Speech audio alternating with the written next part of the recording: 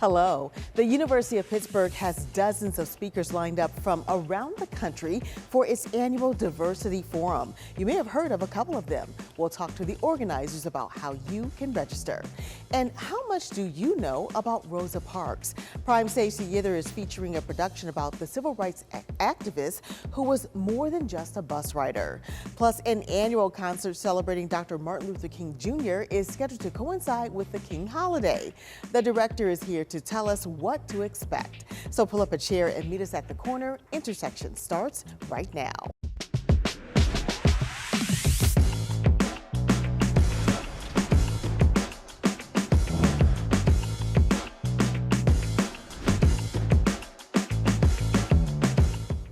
Hello, I'm Lisa Smith, Director of Community Impact at KDKA+, and the host of Intersections.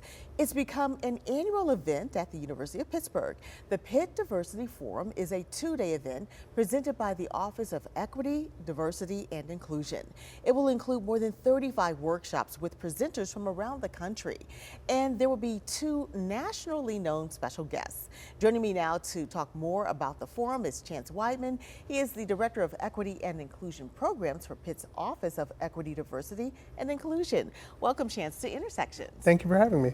So tell us a little bit about this forum. It has a really interesting theme, amplifying our voices through active listening and constructive dialogue. That's a mouthful, but what are you trying to do, with this forum to really realize this theme? Yes, so we built our theme this year based off of the university's year. So this year it is the year of discourse and dialogue, which is definitely on time for the social climate of our country right now.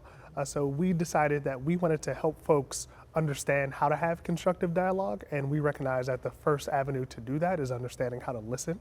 So that's how we built our theme. We wanted to give folks a toolkit through our various workshops and our featured speakers of how they can engage in active listening and how that can then transfer over to having a constructive dialogue. Yeah, so kind of walk us through the forum for people who maybe aren't familiar with how it's kind of laid out. You've got a couple of days, you've got all of these workshops. Kind of, tell us how it kind of walks through those those 2 days. Yeah. So it'll be on January 23rd and 24th. We'll start the 23rd with a keynote address, and then we will move into the 24th with some opening remarks from our campus leadership, and then we'll have the 35 workshops that'll happen throughout the day in 4 different sessions. Yeah, and so you're going to open up with a special guest. It's going to be Yes. William Barber. Tell us about him. People may be familiar with him. Yes, so Reverend William Barber, we're very pleased and excited to have him coming here to campus. He is a landmark individual when it comes to standing up for civil rights and social justice issues. So he's going to speak to how you can find your voice in that space and really focus on the underrepresented populations who typically do not have a voice or a platform to stand on. So he really wants to focus in on allowing folks to find their voice, and more importantly, why your voice is important in that space, and recognizing that diverse points of view can drive everything in our country, and especially in higher education. Yeah, I know he has the Poor People's Campaign, Yes. which is something that he's really dedicated to. And then you have 35 workshops or more. That is a lot of content. Yes, so what are some of the topics that those workshops are covering? So the workshops cover a wide array of topics. What we wanted to do this year was try to be as inclusive as we can, while recognizing that our theme can go in a lot of different directions. So we'll have folks talking about the intersections of religion and higher education.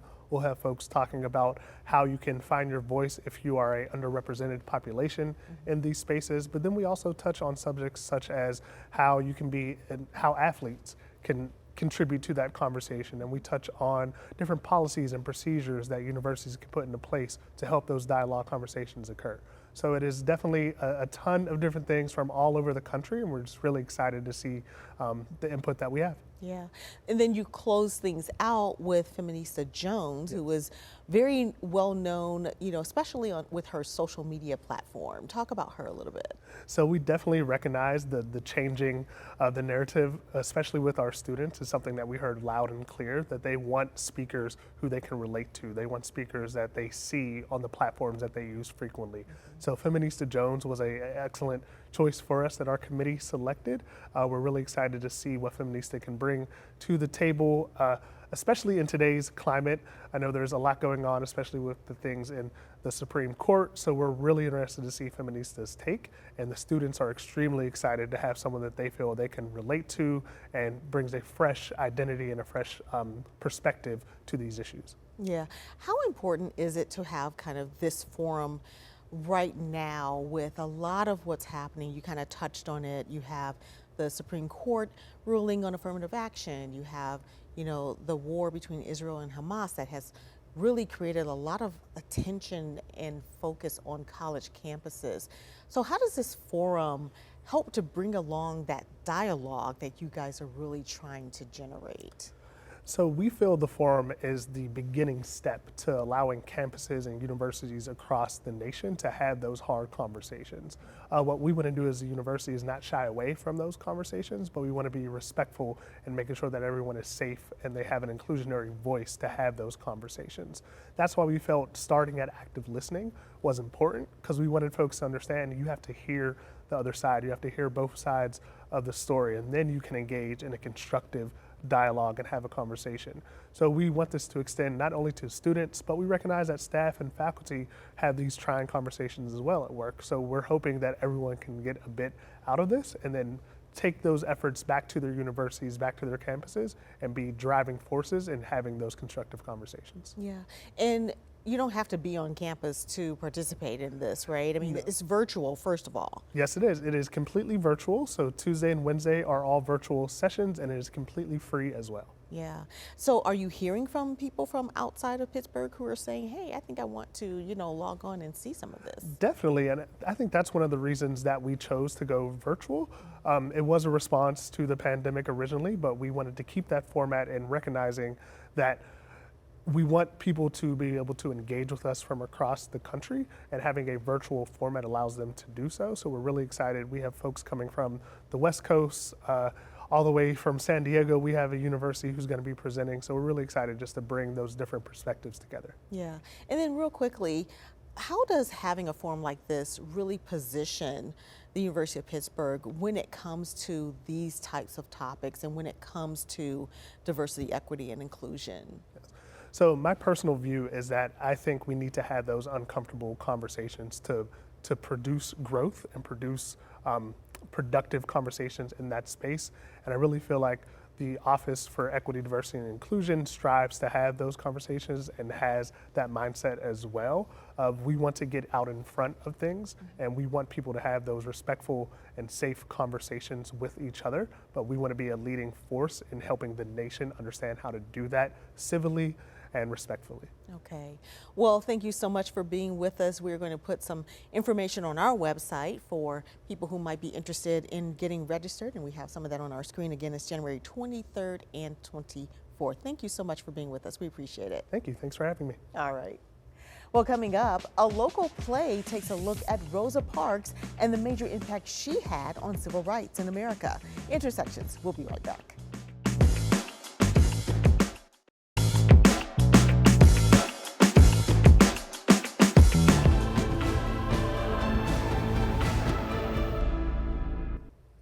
Well, all around the country, there are streets, schools, even a park in Wilkinsburg named after Rosa Parks. Some call her the mother of the civil rights movement. She was the central figure of a monumental moment in our nation's history. Well, Prime Stage Theater is presenting the play Rosa Parks and the Montgomery Bus Boycott, all about the pivotal move to end segregation. Joining us now to talk about the play are Linda Haston. She is the theater educator and director of the play, and Chelsea Davis, who is portraying Rosa Parks. Ladies, welcome to Intersections. Thank you. So much. Thanks for having us. Absolutely. So, we hear so much about Rosa Parks, but sometimes we don't hear everything. Is that what this play does? Yes, that's exactly what this play does, authored by Sue Greenberg. She has formulated a script which encompasses more than just about the bus. It encompasses the beginning of the civil rights movement. It encompasses more than what people perceive Rosa Parks to just be. She was a major activist And she did her part and then some once she was brought on board. Yeah. And surprised a lot of people. Yeah, because she was very active with like the NAACP Yes. and things like that. Yes. And yeah, and so when you're searching for the right person to portray Rosa Parks, how did you find Chelsea? We came upon Chelsea by accident. She had just moved here in March, I believe, and she, being a artist, she sent her resume out and picture to various local theater companies, wanting to either get an audition or an interview or finding out about the various companies in Pittsburgh. My artistic director, Wayne Brenda, sent her photo to me and said, take a look at this photo. And I went, that's her. Wow. I contacted her instantly. Yeah. Wow. Yes. And when you got that call, Chelsea, what was that like? I think I handled the call very professionally, but I definitely screamed afterwards. I was so thrilled.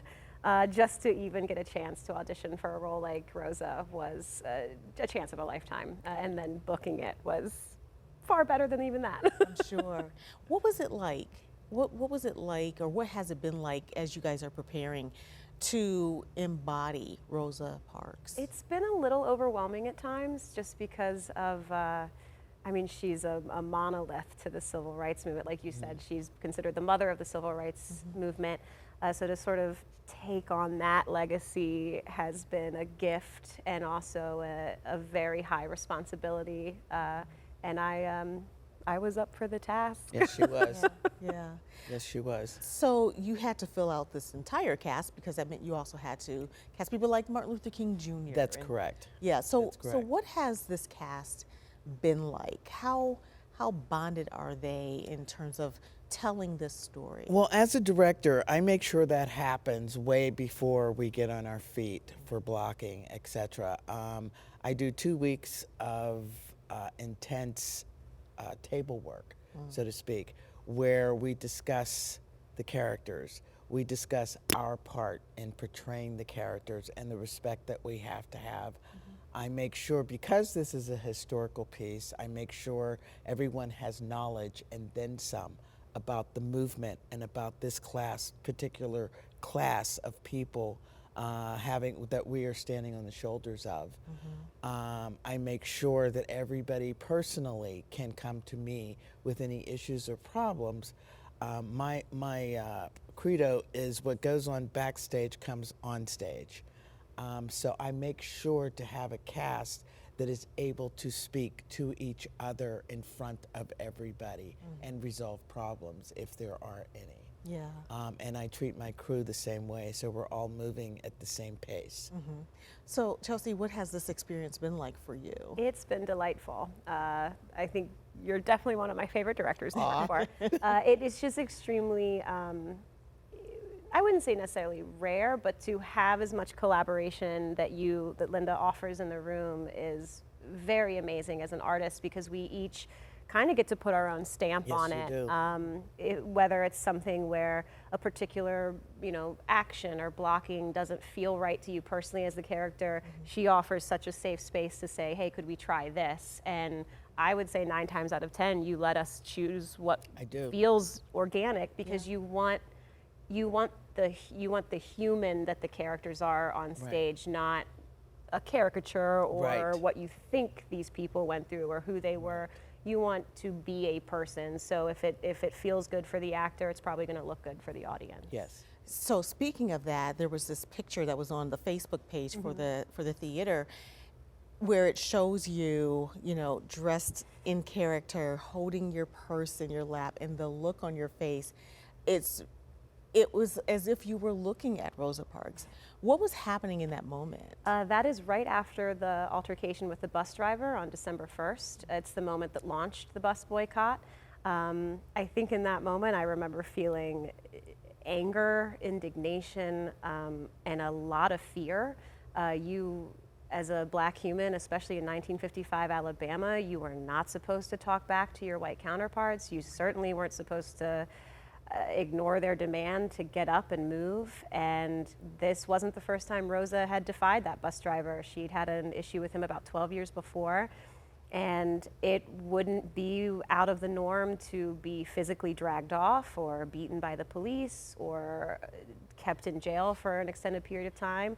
So all of that is going through, I would assume was going through her mind, and definitely goes through my mind every time we do that scene. Yeah. Well, it sounds like it's definitely a powerful production, and so we want to make sure that everyone has the information about it. It's going to be January 19th through the 28th at the New Hazlitt Theater. That's correct. It is called Rosa Parks and the Montgomery Bus Boycott, presented by Prime Stage Theater. Tickets are available, and we will also put the link to that Yes, on please. our website. Thank you, ladies, so much. Thank Oh, you. you're We quite really welcome. appreciate this, and hopefully break a leg. Thank you. All right. Well, coming up, an annual event to celebrate MLK Day. Intersections. We'll be right back.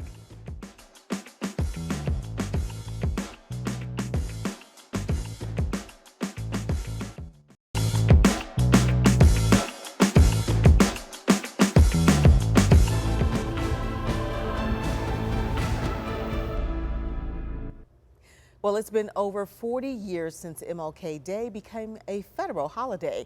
And for the last 17 years, there has been a musical event here in Pittsburgh to celebrate the civil rights leader. The 17th annual concert celebration of Dr. Martin Luther King Jr. takes place on his birthday, January 15th, at the Kelly Strayhorn Theater. Here to tell us more about the concert is Reverend Nikki Porter.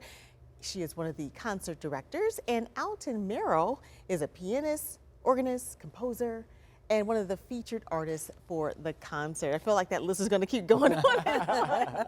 But welcome to Intersection. Thank you. Thank you for having us. Yeah, so, Nikki, tell me a little bit about this concert. It's been going on for several years, Yes. and you said you got involved maybe a couple of years ago. Yes, yes. Yeah, what should people expect if they come? It is a wonderful celebration. It's one of my favorite, even before I became involved.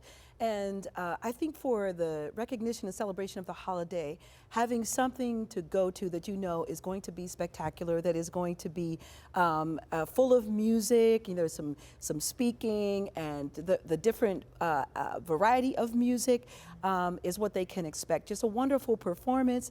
I've watched him down through the years, and I've started participating as of last year.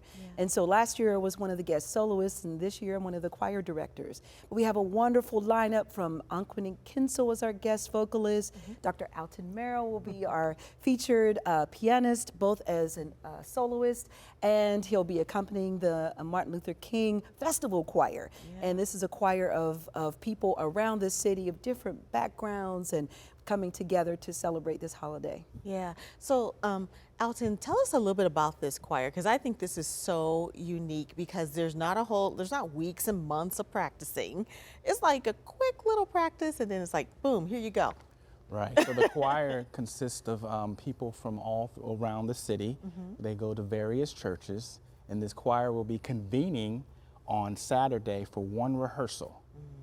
Wow. And then they're ready to go for the concert then. That's right. Yeah. So do you select the songs, and how do you select the songs? And tell us a little bit about what you're going to be doing, as a soloist. So I'm going to be accompanying the choir as well as Anquinique, and I'm also going to be featured on a solo selection. And the piece that I'm going to be playing is I Don't Feel No Ways Tired All right. by the late James Cleveland. Yes. And not only is it fitting from a spiritual perspective, but it really embodies the spirit and the message for which we are celebrating MLK and what he was about. Yeah. I was saying, this seems like the thing to not miss on MLK Day here in Pittsburgh. Why has this become just such an ongoing tribute and tradition, in a sense, here in Pittsburgh? I think, again, going back to what I said earlier about it being excellent quality, So the founders are Dr. Herb Jones and Chris Rust, and anyone that knows them, they are just excellent head to toe. And so to partner with them means that we're going to, first of all, there's a cross section of people involved, and it really looks like, you know, Pittsburgh in different capacities. So you have all these people coming together, you know that it's going to be of excellent quality, and I think that people will have a sense that they have celebrated the holiday well in what they've heard and what they've seen. Yeah. So to you, Alton, when you hear Martin Luther King Jr., what does he mean to you? He means justice to me. He means strength to me. He means one who stands up for truth and is willing to do whatever it takes to bring that about. Nikki, for you? Wow, the first thing that came to my mind is an interview of Dr. King in the 60s on Meet the Press when he said the 11 o'clock hour is one of the most segregated hours in America. And he said, I am willing to integrate. You know, and he really had a plea in just that short segment for integration. So to me, it's not just African Americans, but everyone is invited to, you know, let freedom ring or let freedom sing. And we have allies, we have partners, we have folks that may not look like us who believe in that same justice and fight for it. I've marched alongside people of all ages and ethnicities, and it's just been wonderful to see, you know, hey, we come together and we march for freedom. Yeah. Well, hopefully this will have a ton of people from the community coming again for this common purpose. We're going to show again the information. It is the 17th annual concert celebration of Dr. Martin Luther King Jr.'s birthday. It's called Let Freedom Sing. It's going to be, of course, Monday, January 15th, which is MLK Day, 7 o'clock p.m. at the Kelly Strayhorn in East Liberty. And the other thing is, our very own Mikey Hood is going to be the MC. Yay! So, yes, we're super excited about that. And it's also a pay what you can event. Yes. So people can kind of basically make a donation in a Yes. sense. And also, it's you could watch it on a live stream. It will Is that be correct? live streamed as well. Yeah, that's great. Yes. Well, thank you both so much for being with us, and we look forward to this year and hopefully next year and many years to come. Thank you so much. Thank you All very right. much. All right. And I'll have my last word when we come back.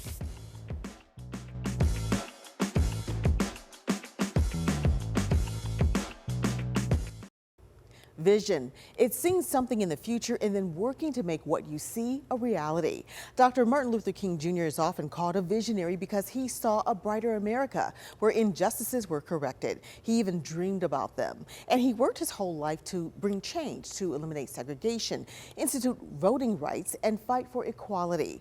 We now have MLK Day to not just remember Dr. King, but to celebrate him and his vision and to continue to serve others and work to make his vision a reality. Thanks for watching. We'll see you next time on Intersections.